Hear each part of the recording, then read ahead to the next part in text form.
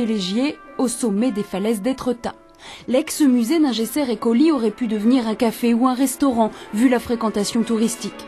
Mais la municipalité a préféré le mettre à la disposition d'une association prônant les arts plastiques et la peinture. Plusieurs idées ont traversé notre esprit pour faire vivre ce lieu, mais les expériences et les rencontres ont fait qu'aujourd'hui ce soit un centre d'art contemporain. On a l'idée et l'esprit de faire peut-être un jour un musée de la nature, une maison de la nature pour accueillir aussi d'autres visiteurs, d'autres touristes, puisqu'aujourd'hui la vocation d'Étretat est non seulement culturelle mais aussi naturelle. Les artistes normands disposeront gratuitement de ce lieu pour se faire connaître et ils seront prioritaires. Le Pays de Caux de Fécamp au Havre manque d'espace public avec cette vocation différente d'une galerie.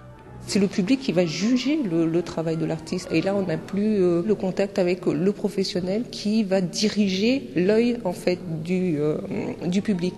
Il y a en plus entre ces murs toute une histoire.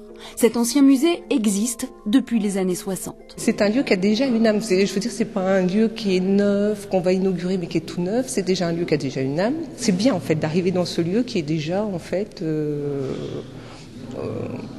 important. Je veux dire, quand on est dedans, on est déjà quelque chose d'important, à mon avis.